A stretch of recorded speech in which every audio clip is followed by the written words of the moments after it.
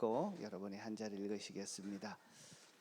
자, 띄워주시면 제가 읽겠습니다. 그 무렵에 다시 큰 무리가 모여 있었는데 먹을 것이 없었다. 예수께서 제자들을 가까이 불러놓고 말씀하셨다. 저 무리가 나와 함께 있은 지가 벌써 사흘이나 되었는데 먹을 것이 없으니 가엾다. 내가 그들을 굶은 채로 집으로 돌려보내면 길에서 쓰러질 것이다. 더구나 그 가운데서는 먼 데서 온 사람들도 있다. 제자들이 예수께 말하였다. 이 빈들에서 어느 누가 무슨 수로 이 모든 사람이 먹을 빵을 장만할 수 있겠습니까? 예수께서 그들에게 물으셨다. 너희에게 빵이 몇 개나 있느냐? 그들이 대답하였다. 7개가 있습니다. 예수께서는 무리에게 명하여 땅에 앉게 하셨다. 그리고 빵 7개를 들어서 감사기도를 드리신 뒤에 떼어서 제자들에게 주시고 사람들에게 나누어 주게 하시니 제자들이 무리에게 나누어 주었다. 또 그들에게 작은 물고기가 몇 마리 있었는데 예수께서 그것을 축복하신 뒤에 그것도 사람들에게 나누어 주게 하셨다.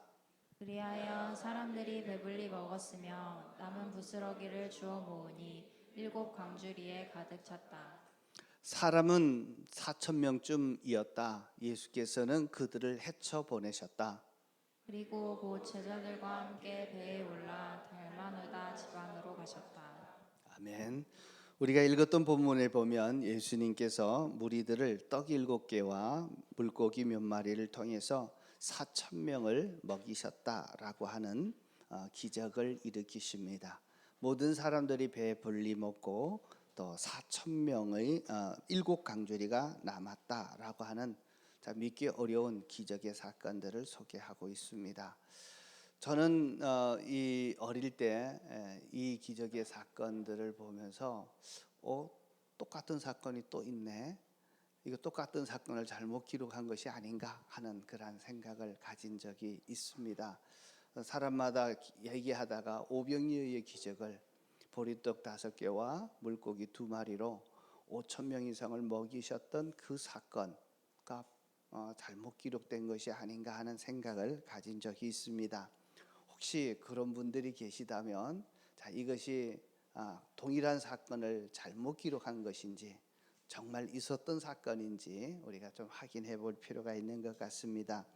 오늘 이 사건은 오병이어의 기적 6장에 나타나고 있는 32절에서 44절에 있는 보리떡 5개와 물고기 2마리로 5,000명 이상 먹이셨던 사건과는 다른 사건입니다.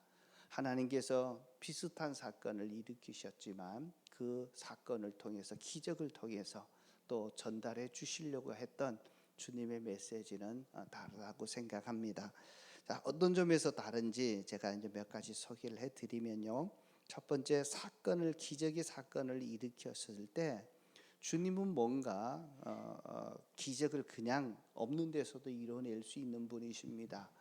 창조주 하나님이시기 때문에 충분하지만 주님의 기적은 반드시 우리의 뭔가 축복의 근거를 가지고 출발합니다. 그래서 제자들이 드렸던 7개의 떡이 축복의 근거가 되었는데요. 그 근거가 조금 다릅니다. 6장에 나타나는 것은 떡 5덩이와 그다음에 물고기 2마리였지만 오늘 본문에 나오는 떡은 떡 7개와 몇 마리의 물고기입니다. 그러니까 물고기도 2마리보다는 한두 마리가 더 많았던 것 같아요. 많지는 않았지만 몇 마리에. 그래서 하나님께서 기적을 일으켰던 그 재료의 양 숫자가 서로 다르다라고 하는 것을 첫 번째로 들을 수 있습니다. 두 번째로는요, 시간적인 차이도 있습니다. 시간적인 차이인데요. 오병이어의 사건은 무리들과 하루에 있었던 하루 동안의 이야기였습니다. 그런데 오늘은 그 무리들과 함께 3일을 주님이 가르치시고 함께 있었다. 그래서 3일 동안 있었고 그들의 배고픔과 그 현실적인 힘든 점들을 문제들을 보시고 기적을 일으키셨던 것을 봅니다. 또 하나 결정적인 차이가 있다면 무리들의 배고픔의 문제를 누가 먼저 제기하느냐 하는 데 다릅니다.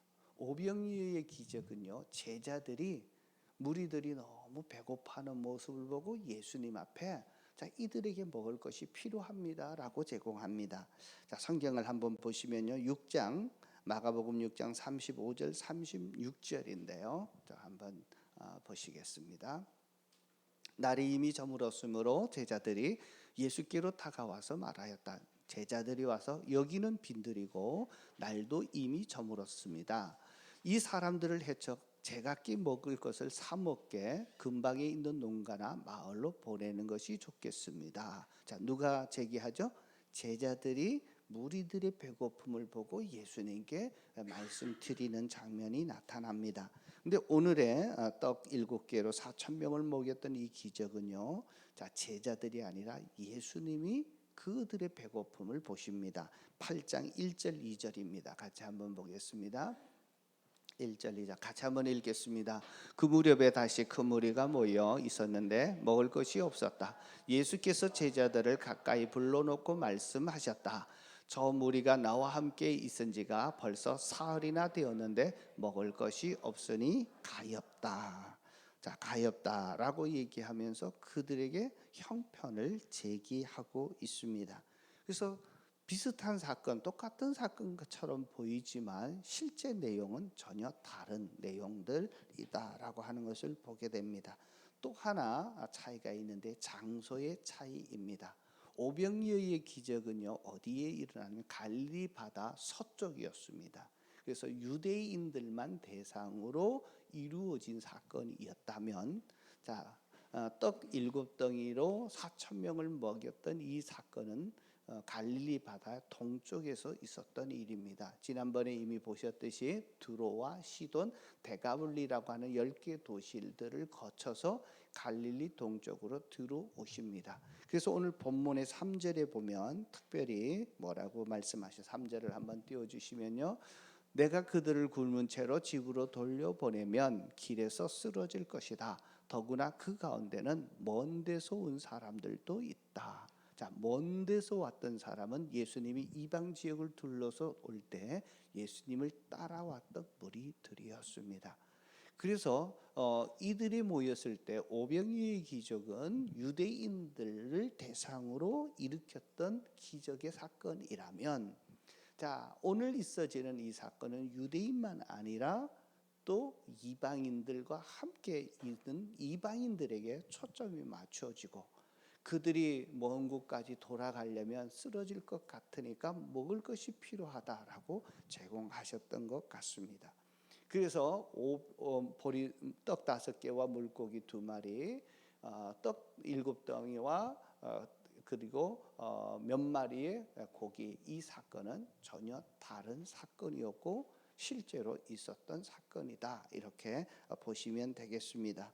자, 예수님은 왜 비슷한 사건을 다시 행하셨을까요? 주님께서 이 기적을 일으키셨던 주님의 의도와 목적이 있었을 텐데요. 자, 일으켰던 부분은 저는 특별히 이방인들을 언급하는 부분들이 들어옵니다. 유대인들뿐만 아니라 아직까지 하나님을 믿지 않는 이방인들이 그 가운데 있었고, 그들의 배고픔과 그들의 정말 현실적인 긴급한 상황을 보시고 그들에게 기적을 일으키셔서 제공해 주셨던 부분입니다. 유대인들의 필요가 있을 때 기적을 통해서 채우셨듯이 이방인들이 있을 때 그들 동일하게 필요를 보시고 채워 주셨던 장면을 봅니다. 우리가 꼭 기억해야 될 것은 6장 8장의 공통 부분이 있는데요.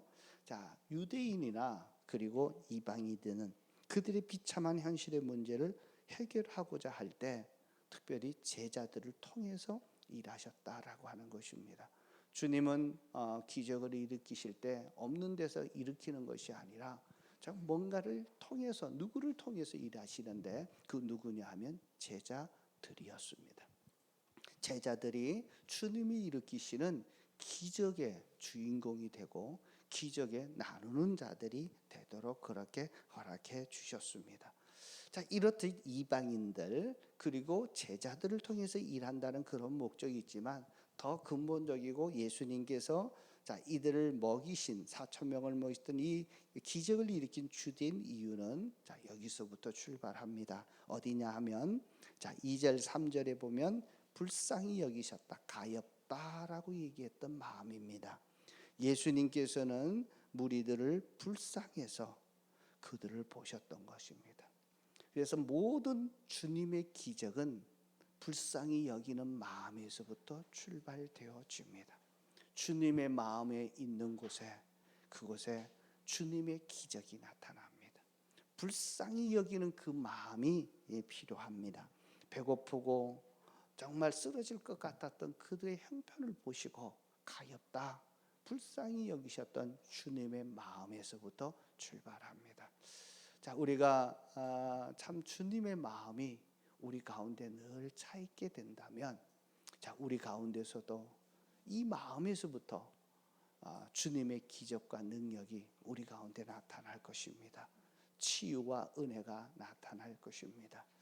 우리 은혜로 교회가 참 가정교회를 하면서 특별히 주님이 원하셨던 교회, 주님이 꿈꾸셨던 교회, 정말 주님께서 지금도 바라보고 있는 그 소원을 이루는 것에 최선을 다합니다. 신약교회 회복을 원하는데 그것이 무엇일까 하면 잃어버린 영혼을 구원하는 것입니다.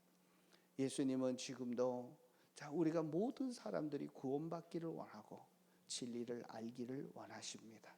자, 베드로는 모든 사람이 회개해서 멸망에 이르지 않기를 소원했습니다. 한 사람도 정말 회개하지 않고 멸망의 자리에 들어가는 것을 원치 않으시고 천국 가기를 그렇게 소원하셨던 것처럼, 자, 우리의 마음속에 이제 우리 자신뿐만 아니라 이제 주님께서 눈을 돌리셔서 보셨던 것처럼 자, 믿지 않는 자들을 향했으면 좋겠습니다. 이것이 407개와 해서 4천 명을 먹이셨던 기적의 저는 가장 중요한 장점, 주님이 보시는 부분이 아닌가 하는 생각을 가집니다.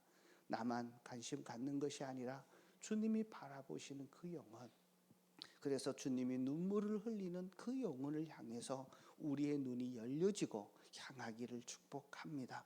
주님이 그들을 정말 불쌍히 여기면서 울고 있는 그 심령을 향해서 우리가 찾아가서 하나님의 사랑을 전하고 하나님의 기적을 전하고 하나님의 능력을 전하는 저와 여러분들 되시기를 주의 이름으로 축복합니다.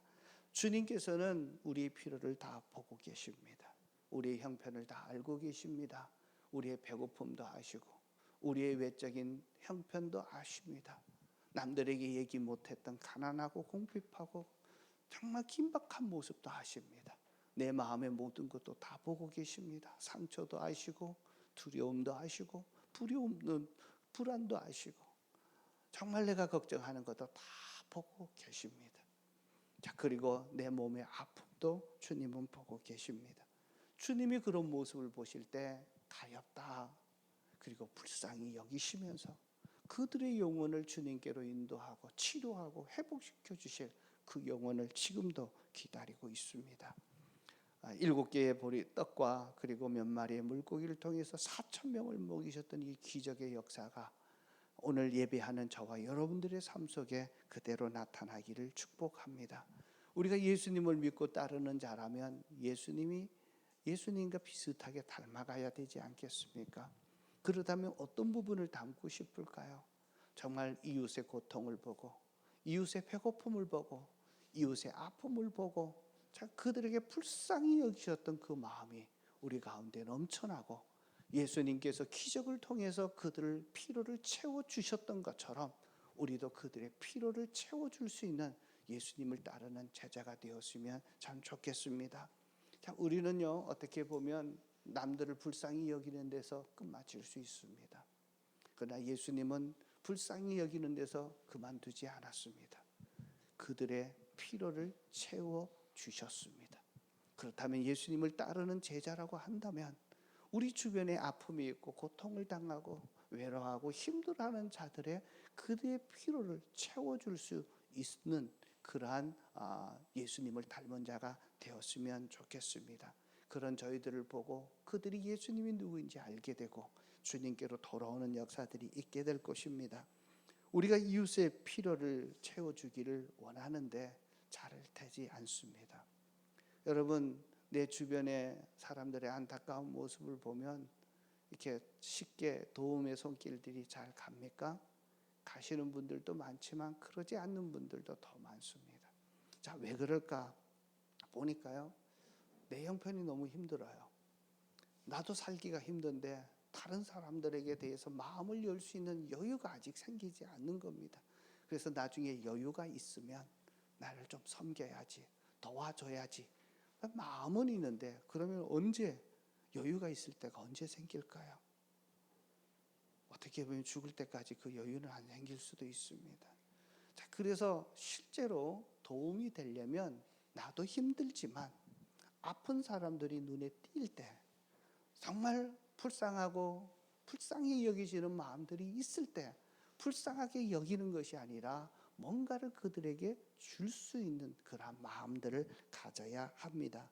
자, 내가 없을 때 섬기면 하나님이 더 크게 축복하셔서 합니다. 오늘도 기적의 역사들을 보면 제자들도 배가 고프지 않았겠습니까? 사흘 동안 함께 있었으니까 똑같이 굶지 않았겠습니까? 자기들도 배가 고프지만 불쌍한 영혼들을 바라볼 때 자, 그들을 배불리 먹였을 뿐만 아니라 제자들도 배가 불렀습니다. 없는 가운데 이웃을 돕고 이웃의 어려움을 돌보는 것은 하나님께서 내게 축복할 수 있는 기회도 되어집니다. 자, 두 번째, 왜 잘 되지 않나, 이웃 도우는 게 힘드냐 하면요, 한 번 도와주면 끝까지 도와줘야 된다고 사람들이 생각합니다. 다시 말해서 그 사람을 내가 책임져야 된다고 보는 것입니다. 자, 누군가를 돕고 싶은데요, 한 번 도와주고 나면 또 도와줘야 되고 계속해서 도와줘야 된다고 하면 그 부담이 확 가서 그 부담 때문에 앞으로 내가 그것을 못할 것 같아 라고 이웃 섬기기를, 필요를 섬기는 것을 그만두는 것을 보게 됩니다. 자, 이런 부분들이 있다면 염려를 놓으셔도 됩니다. 우리가 이웃의 필요를 채워주는 예수님처럼 그러한 삶을 살기를 원한다면 예수님이 이웃의 필요를 보고 가엾게 여기셨던, 불쌍히 여기셨던 그 마음이 있게 될 때, 자, 우리도 예수님처럼 그들의 필요를 채워주기만 하면 될 수 있습니다. 그러면 어떻게 그렇게 할 수 있을까요? 자, 첫 번째인데요, 주님은 그들의 필요를 채워주라고 할 때 그들을 책임지라고 하지 않고 순종하라고 하십니다. 자, 다른 사람을 책임진다는 거, 이거는 무거운 짐입니다. 맞죠?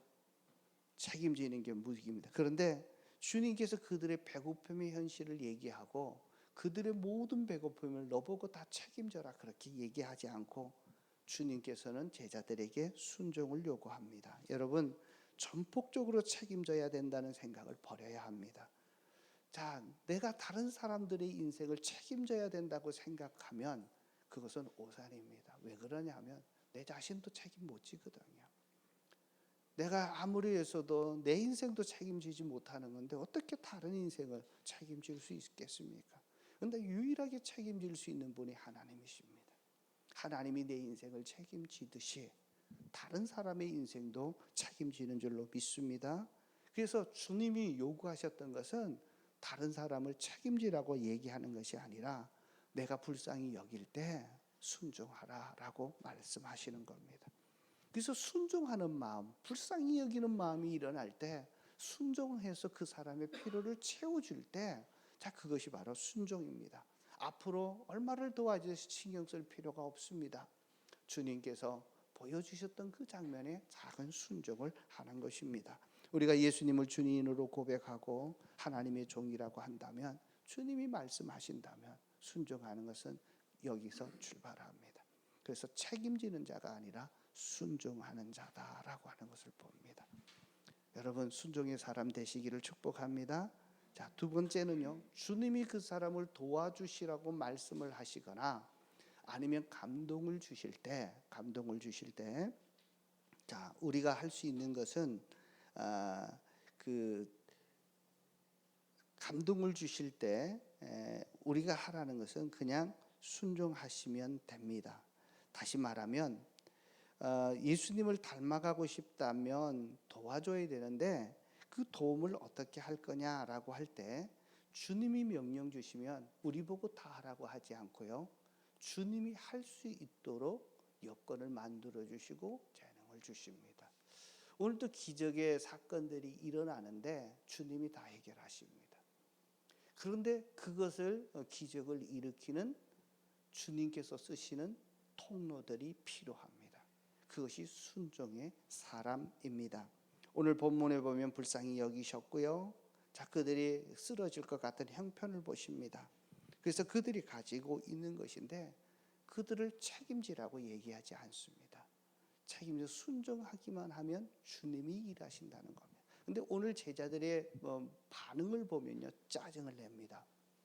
한번 볼까요? 4절입니다. 한번 보겠습니다. 4절을 보시면요, 제자들이 이렇게 얘기합니다. 다 같이 한번 읽겠습니다. 제자들이 예수님께 말하였다. 이 빈들에서 어느 누가 무슨 수로 이 모든 사람을 먹게. 자, 예수님께서 배고픔의 현실을 얘기했을 때 이들이 말하는 투가 뭐겠어요? 이 빈들에서. 자, 어느 누가 무슨 수로 이 모든 사람을 먹을 빵을 장만할 수 있겠습니까? 라고 얘기해요. 자, 왜 이런 짜증나는 반응을 보입니까? 내가 책임져야 된다고 생각하고 내가 다 해야 된다고 생각하니까 이 부담들이 생겨나는 겁니다. 나는 그럴 수 있는 능력도 없는데, 이 중에서 아무것도 그것을 해결할 수 있는 그 능력자가 없는데 어떻게 하라고 하는 말입니까? 라고 얘기하는 것입니다. 저는 어떻게 보면 제자들의 짜증이 이해가 되어지기도 합니다. 자기들이 다 책임져야 한다는 생각이 들었기 때문에 그런 거예요. 내가 다른 사람이 책임질 수 없는데 능력 없는 나보고 책임지라고 하니까 정말 짜증이 난 거죠. 할 수 있으면 괜찮은데 그러지 못한 나에게 그러라고 하니까 힘이 들고 짜증이 난 것입니다. 자, 제자들의 생각이 짜증냈다는 이 자체는 뭔가 잘못되는데 이 주님에 대한 오해입니다. 자, 나는 할 수도 없고 할 능력도 없고 아무것도 없는데 나보고 하라고 협박하고 한다면 날강도지 그게 예수님이겠습니까? 그래서 강도들이 족복들이 보면 자기들이 원하는 것을 얻어내고 못하면 뭐 합니까? 가끔 영화 팔도 자르고 그죠? 막 협박을 해가지고 그것을 막 하게 하잖아요. 그래서 한 인생을 막 비참하게 만들어 놓잖아요. 마치 하나님을 그렇게 조폭처럼 생각하고 있다면 오해입니다. 자, 오해가 뭐냐면 내가 그 사람을 책임져야 되고 생각한다면 하나님에 대한 오해입니다. 내가 할 수 있으라고 말씀하셨을 때는 하나님이 할 수 있는 능력과 모든 것들을 주님이 행하신다는 것을 믿어야 합니다. 우리가 예수님을 주인으로 고백한다면, 하나님의 종으로 고백한다면 하나님이 주시는 그 기회가 있을 때, 정말 이웃에 대해서 불쌍히 여기는 마음을 주실 때 그 말씀을 가지고 정말 순종하기만 하면 됩니다. 자, 도우라고 하는 것, 주님이 주시는 것 정말 다 하시면 됩니다. 자, 주님의 모습을 조금이라도 담는다면 이제 짜증내지 않을 것입니다. 자, 누군가를 도우라고 할 때 그것은 주님이 요구하는 것은 전부 다를 책임지라는 말이 아니라 순종하라는 말씀입니다. 순종, 작은 순종을 주님이 보십니다. 자, 예수님께서 제자들에게 이렇게 물으십니다. 자, 5절에 보시면요, 너희에게 빵이 몇 개냐 있느냐. 자, 그리고 7개가 있습니다 라고 대답합니다. 자, 7개의 빵으로서 4,000명을 다 먹일 수 있습니까? 없습니까? 없어요. 그런데 그것을 찾고 계십니다. 자, 내가 할 수 없는 일을 주님이 하시기를 원하시는데 그 출발점이 어디냐면 작은 드림과 작은 순종입니다. 자, 순종하는 것이 어렵습니까? 힘듭니까? 예. 자, 다시 묻겠습니다. 순종하는 것이 작은 순종이 자, 힘듭니까? 아주 힘듭니까? 아주 어렵습니까? 아주로 붙으니까 대답도 안 하시네요. 자, 순종은 쉬운 것입니다. 오늘 주님이 행하셨던 모습을 보면 자, 뭘 요구를 하시냐면 작은 순종, 작은 드림입니다. 자, 7개의 떡이 있다고 하니까 그 떡을 주님 앞에 드립니다. 자, 그래서 예수님이 그것을 받으시고 감사하시고 그리고 물고기를 받으시고 축복하시고 제자들에게 나눠주라고 얘기합니다. 자, 그런 면에서 큰 깨달음보다도 더 중요한 것은 작은 순종입니다. 작은 드림이 하나님의 기적을 보게 합니다. 드림이 없고 순종이 없을 때 하나님의 기적을 보지 못합니다. 제자들이 떡 7개를 주님께 드렸습니다. 자, 떡 7개가 큰 것입니까? 작은 것입니까? 작은 것. 이것을 드렸습니다. 어떻게 보면요, 그들에게도 필요했던 겁니다. 사흘 동안 굶었을 때 생명과 같이 고귀한 것입니다. 그러나 주님이 필요로 하실 때 기꺼이 드렸던 겁니다. 어떻게 보시면 정말 사람들이 내가 여유가 있을 때 그래야지라고 하는 마음을 가지는데, 자, 여유보다도 힘들 때 주님께서 감동 주시고 주변의 사람들의 필요를 보여줄 때 드리게 되면 하나님이 그걸 통해서 기적을 일으키시는 것을 보게 됩니다. 기적은요, 작은 드림, 작은 섬김에서부터 시작합니다. 자, 한번 보십시다. 어떻게 하나 하면요, 주님 앞에 말씀 앞에 순종하는 건데, 자, 6절입니다. 자, 6절 같이 한번 읽겠습니다. 자, 다 같이 읽겠습니다. 예수께서 무리에게 명하여 빵에 앉게 하셨다. 그리고 빵 7개를 가르고 감사 기도를 드리신 뒤에 떼어서 제자들에게 나눠주시고 사람들에게 나눠주게 하시니 제자들이, 자, 여기에서 순종하는 모습이 오는데, 먼저 기적을 받을 대상자들에게 요구합니다. 그런데 그 요구가 뭐냐면 무리들에게 명하여 땅에 뭐하게 하신다? 자, 땅에 앉는 것 어렵습니까? 쉽습니까? 쉽습니다. 자, 예수님이 요구하시는 것은 작은 순종입니다. 그들이 할 수 있는 것을 요구하십니다. 땅에 앉으십니다. 자, 그리고 빵 7개를 받으셨죠? 이게 아주 작은 거였지만 주님께 드리고 나니까 감사 기도를 하신 후에 제자들에게 주십니다. 그리고는 어떻게 하십니까? 사람들에게 나눠주게 하는 것입니다. 여러분, 제자들이 빵을 다른 사람에게 나눠주는 것 어려운 일입니까? 쉬운 일입니까? 쉬운 일이에요. 근데 제자들의 입장에서는 좀 쉽지 않는 사람일 수도 있습니다. 왜냐하면 한번 보세요. 4,000명이 있습니다.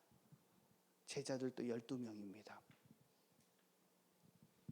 한 덩이도 아니고 7개를 나누어 가지고 제자들에게 나눠주고는 이제 가서 4,000명에게 다 나눠주라고 합니다. 자, 그때 빨리 계산이 빠르고 자기중심적으로 생각하는 분들은 확 돌아갑니다. 야, 이 빵 나눠줘도 한두 사람에게 나눠주면 없을 텐데, 자, 이것 가지고 어떻게 4,000명을 다 먹일 수 있어? 그렇게 의심이 확 들기 시작하면 순종하기가 쉽지 않습니다. 순종은요, 기꺼이 기쁜 마음으로 할 수 있어야 되는데 내 생각과 다르게 되면 순종이 안 됩니다. 자, 그도 그렇죠. 어떤 생각이 듭니까? 정말 4,000명이 되는데 내가 나눠진 것 3덩이씩만 해도 7덩이니까 20명 주고 나면 나머지 사람들은 다 못 먹네. 자, 누구는 먹고 누구는 못 먹게 해? 이게 불공평하잖아. 그리고 못 먹는 사람도 얼마나 시험 받겠어. 그렇게 생각하면 나눠줄 수 있을까요? 없을까요? 못 나눠줍니다. 자, 제자들이 단순한 순종, 할 수 있는 순종이지만 그러기 위해서 우리가 할 수 있는 것이 있다면 내 생각, 내 방법을 내려놓고 주님이 하라는데 그대로 하는 것이 순종입니다. 순종은 내 생각, 내 방법 내려놓지 않고는 순종하지 못합니다. 여러분, 책임진다는 것. 그래서 사람들은요, 다른 사람 인생을 책임지려고 해요. 근데 책임지려고 하는 그 자체가 교만이라는 것 아십니까? 내가 할 수 없는 거 자기가 책임지려고 하는 거고, 우리 인생을 책임질 수 있는 사람은 하나님만이 책임질 수 있습니다. 그래서 내가 책임지려고 하는 그 생각, 내가 모든 것을 다 해야 된다고 하는 생각이 드는 순간 내가 하나님 위치로 올라가는 것입니다. 순종은 내 생각, 내 방법을 내려놓는 일입니다. 그러나 주님이 요구한 것은 큰 순종이 아니라 작은 순종입니다. 나눠주라고 할 때 나눠주었습니다. 자, 그런데 언제 기적이 일어났느냐? 성경에는 자세히 기록하지 않아요. 중요한데 저는 생각해 봅니다. 언제 기적이 났을까? 예수님이 7덩이도 한 덩어리씩 준 것도 아니고 7덩어리를 떼어가지고 12명에게 각자 나눠주고, 그러니까 어느 정도 크기 됐을까? 거덕 우리 뭐 이렇게 두 손 안에 들어올 정도가 아니겠습니까? 그래서 한 덩어리씩 이렇게 거기서 찢어서 죽어나면 몇 사람 죽어나면 없을 것입니다. 근데 작은 것이 그게 떼어주는 순간에 그것이 갑자기 펑튀기가 되어가지고 계속 많아졌을까? 저는 그렇지는 않다고 생각하면 이런 방법이 아니었을까 생각이 돼요. 떼어주고 나서 작은 건 먹기도 힘든데 먹고 나니까 손에 또 있는 거예요. 먹고 나니까 또 있는. 하여튼 먹었으니까. 그리고 얼마만큼 먹습니까? 배가 부를 때까지 만족하게 먹고. 자, 몇 강주리가 남았어요? 7강주리가 남은 것입니다. 하나님의 기적은 이렇게 일어납니다. 어떻게 보면 평상시처럼 있는 거 계속 먹는데 떨어지지 않는 기적들입니다. 작은 순종이 이뤄냅니다. 그래서 여기서 영적인 공식 하나가 발견이 되는데요. 주님의 큰 기적을 경험하기를 원한다면 작은 드림이 필요하고, 그리고 주님께서 말씀하실 때 순종하는 작은 순종이 필요합니다. 그래서 자, 기적을 보려면 주님께서 우리에게 작은 드림과 그리고 작은 순종을 필요로 하십니다. 지금도 오병이의 기적이 일어날 수 있을까요? 저는 일어날 수 있다고 확신합니다. 왜요? 주님은 오늘도 살아계시고 이 말씀은 오늘도 생명의 말씀처럼 정말 우리의 삶의 필요를 하나님의 기적으로 채울 수 있는 은혜의 근거, 단초가 되기 때문에 그렇습니다. 저는 그래서 말씀을 준비하면서 이런 생각을 해봅니다. 정말 작은 드림이 이런 큰 기적을 이뤄낼 수 있을까? 설교하면서 준비하면서 과거의 한 사건이 떠올랐습니다. 우리 은혜로 교회가 막 시작할 때 1999년도였습니다. 자, 그때 우리 교회에 오셔서 축사를 해주셨던 이제 목사님이 계십니다. 사랑의 교회에서 이웃사랑 이런 부분들을 담당하셨던 목사님이신데, 이 목사님과 저와 함께 대학에서 신학교에서 공부를 했습니다. 제가 3학년 때 처음으로 교육전도사를 하게 돼서 사례를 받게 됐습니다. 자, 사례를 받으면서 하나님 이것을 어떻게 쓸까요 할 때 그때 성경을 보면서 헌금에 대해서 다시 알았습니다. 그래서 내 소득의 10분의 1은 하나님께 드리는 것이고 또 10분의 1은 그것을 가지고 주님께 빈손으로 오지 말라고 했으니까 예배로 또 교통비로 사용하는 이 부분입니다. 그래서 그때 제가 얼마를 받았나 하면 10만 원을 사례로 받았습니다. 그때 많은 거 아니었습니다. 작은 거였는데 그거 받고 다니는데요. 그리고 또 한 가지가 있었는데 3년에 한 번씩 고아와 가부와 이웃 어려운 자들을 돌봐줘라 하는데 30분의 1이죠. 30분의 1을 불쌍한 사람을 돕는 것이 하나님께서 원하셨던 헌금의 방식이라는 것을 알게 되고 첫 있게 받으면서 자, 어떻게 내가 이 방법대로 실천해 볼까 그때 한번 결심을 했어요. 그래서 그 깨달음이 있어서 제가 작은 드림을 드리기로 했습니다. 그 드림이 뭐였나 하면 저보다 8살이 많았던 그리고 그 형님이 공부를 하고 있는데 이제 결혼을 해서 아이들도 초등학생들이 있습니다. 그리고 사모님이 일을 해서 신학을 뒷바라지하는 참 힘든 상황이 있는 부분을 알고 특별히 이제 집에 놀러 가면 아이들이 막 이렇게 와서 올리고 하는데 걔들이 계속 생각이 나요.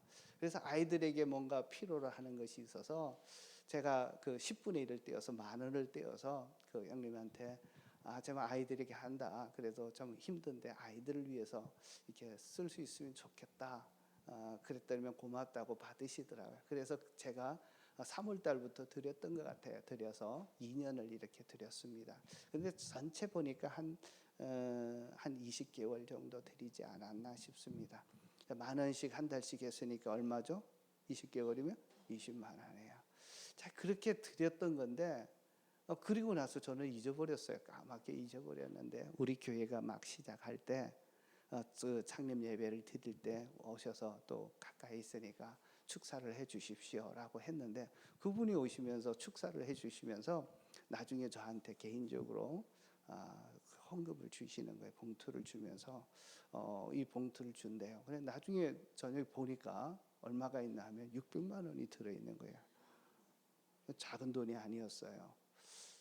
자, 그러면서 그 홍 집사님이라는 분이 계셨는데 그분도 몸이 아프고 참 힘들게 사시는 분이신데 이웃 사랑 이런 부분을 실천하기 위해서 목사님께 와서 600만 원을 어려운 돈인데 자, 이런 상황에서 그 주님이 기뻐하는 일에 써주십시오라고 이제 헌금을 한 거예요. 그것을 받아들고 어디에 쓸까요 하고 이제 기도를 하고 있는데 제가 이제 교회가 막 시작을 하니까 제 생각이 나더랍니다. 자, 그래서 그 부분을 이제 집사님을 불러가지고 자, 제 친구가 지금 목회를 막 교회를 시작하는데 그분 말로는 신실한 분인데 돕는 마음이 생겼다. 그래서 이 헌금을 그쪽으로 쓰면 어떻겠냐 하는 마음이 있는데 허락하면 하겠다고 하니까 기꺼이 드렸으니까 목사님 좋은데 써주십시오 해서 그쪽이 전달된 거예요. 그러면서 그날 저녁에 오면서 그걸 보면서요 갑자기 가슴이 뭉클해지는 거예요.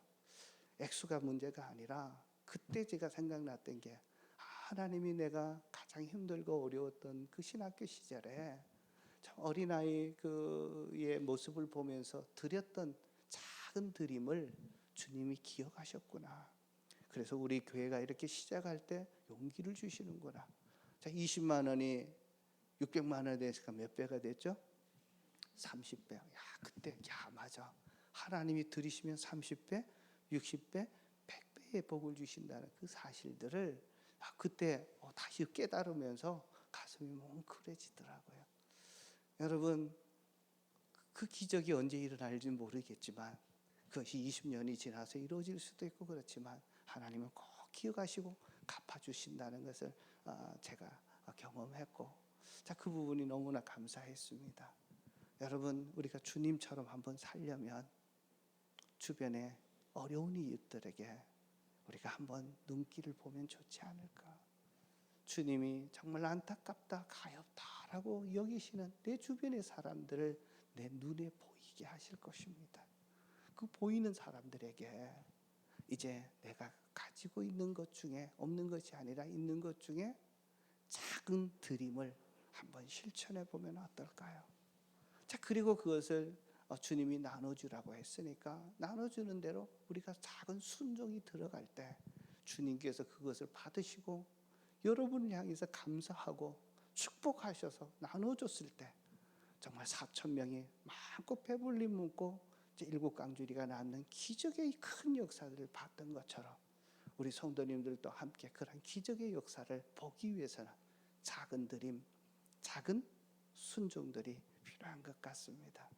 그래서 여러분들 오늘 말씀을 들으면서 생각나는 주변에 어려운 사람들, 우리 VIP나 아니면 우리 성도들 가운데, 목장 식구들 가운데 형편이 어렵고 재정적으로 어렵고 정말 힘들어하는 분들이 있을 때 정말 내 작은 드림을 통해서 한번 전달하면 어떨까 싶습니다. 지난 오병이의 기적 했을 때도 제가 말씀을 드렸는데 이번에 우리 성도님들이 다 한번 동참하면 좋을 것 같아요. 우리가 특별 헌금 봉투에다 이렇게 하셔서 특별히 기분대에 어떻게 하시나 하면 내가 전달하고 싶은 사람들의 이름을 적으시고 또 VIP 같은 경우에는 어느 목장에 누구다 이렇게 적어주시면 좋겠고 여러분의 이름을 밝히셔도 되고 그렇지 않아도 됩니다. 그러나 그것을 모아서 우리 성도들에게 그대로 전달해서 정말 주님이 안타깝게 여기시고 가엾다고 생각했던 그분들에게 주님의 사랑을 좀 드리고 우리가 순종했을 때 그 가운데서 하나님이 4천 명을 먹이시는 기적의 큰 역사들을 이루지 않으실까요? 자, 이런 경험을 통해서 나도 주인공이 되어지고 그분들의 하나님께서 삶을 바꾸시고 정말 축복의 혜택들을 누릴 수 있도록 하는 일에 우리가 함께 동참하면 참 좋겠다 싶습니다. 여러분 참 기도하시면서 이번 한 주간 동안 계속 기도하면서 주님이 보여주시는 울고 있는 그 영혼들이 있다면 하나님 내가 작은 것이지만 내가 최선을 다해서 정말 이름을 위해서 한번 드리면 좋겠습니다. 그래서 다음 주 여러분들이 오실 때 한번 이 작은 드림, 작은 순종에 한번 동참하셔서 참 큰 기적을 경험하는 저와 여러분들이 되시면 참 좋겠습니다. 이제 카드를 한번 내시고요. 오늘 말씀을 들으시면서 내게 주셨던 하나님의 말씀을 좀 들으시면 좋겠습니다. 작은 드림, 작은 순종. 주님이 큰 기적을 이루시는데 주님 나도 한번 순종하겠습니다.